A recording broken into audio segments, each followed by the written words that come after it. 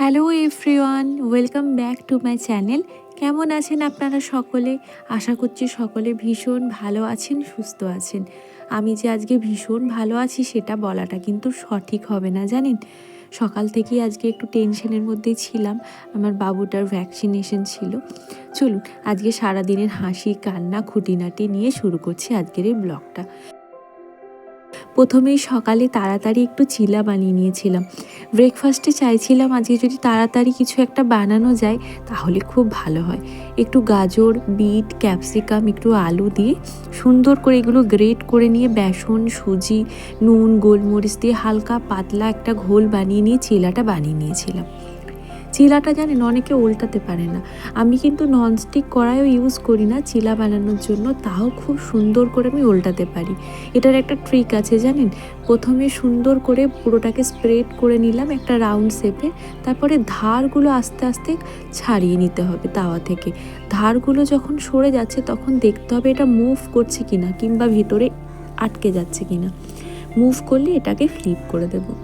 তারপর সাইডে একটু কাট লাগিয়ে বেশ প্রেস করে চেপে চেপে যেরকম করে আপনারা পরোটা ভাজেন সেভাবে উল্টে পাল্টে সুন্দর করে চিলাটা বানিয়ে নেব। প্রথমেই বোনকে দিয়ে দিলাম, ও সব থেকে ছোটো মেম্বার তো বাড়ির। তারপর মায়ের জন্য একটা বানাচ্ছি, এটা মাকে দিয়ে দিচ্ছি। মা আমার পুচকেটাকে ধরেছিল, মা বললো তুই চিলাটা বানিয়ে নে, আমি ধরছি। তারপর পুজো করে আমি আমারটা খেয়ে নেব। খাওয়ার পরই যাব বাবুকে ভ্যাকসিনেশনের জন্য। বাবুটা খুব কাঁদছিল জানেন। আজকে ওর 5টা ভ্যাকসিন ছিল জানেন।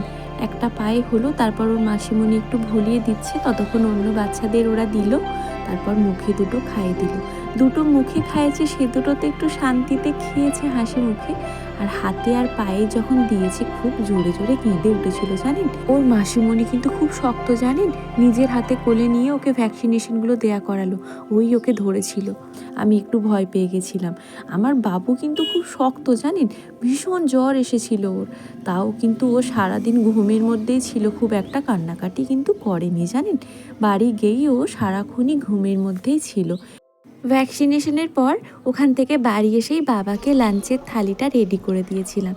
আজ নিরামিষ ছিল, একটু পোস্তর বড়া, লাউ দিয়ে, গাজরের দিয়ে, বড়ি দিয়ে একটা চচ্চড়ি মতো, আর কচি কচি যে ডাঁটাগুলো হয় না সেই ডাঁটা আলু দিয়ে পোস্ত, সঙ্গে ছিল একটা পোস্তর বড়া। যেহেতু নিরামিষ ছিল সেজন্য আজকে এটাই হয়েছিল। মা আমাকে বলল আমাদের তো নিরামিষ খাওয়া চলছে, তুই কিন্তু একটা ডিম করে নে। তো আমি বললাম ঠিক আছে, তোমরা খেয়ে নাও, আমি তো এমনিতেই 1টা 1:30টার আগে খাই না। মারা 12টার মধ্যে খেয়ে নিল সবাই। আমি তারপর দুটো ডিমের কারি করে নিয়েছিলাম। মায়েদের এখন নিরামিষ খাওয়াই চলছে, তো সেজন্য আমি কিন্তু আমার জন্য দুটো ডিমের কারি করে নিয়েছিলাম। একটু ক্যাপসিকাম, পেঁয়াজ, টমেটো সুন্দর করে ভেজে তার সাথে মশলা দিয়ে ঘরোয়াভাবেই করেছিলাম জানেন। আমি কিন্তু হাঁসের ডিমের কারি খেতে ভীষণ ভালোবাসি। আমাদের ঘরে যেহেতু পোলট্রির ডিম ঢোকে না, সেজন্য এই আমিষের মধ্যেই একটা খাবারই আছে যেটা আমি এখনও লোভ করে ছেড়ে উঠতে পারিনি। আস্তে আস্তে হয়তো পারবো। এখনও পর্যন্ত কিন্তু জানেন ডিম খাওয়াটা ছাড়তে পারিনি, আর খেতে কিন্তু আমার ভীষণ ভালো লাগে। ডিমের কারিটা কিন্তু অলমোস্ট কমপ্লিট।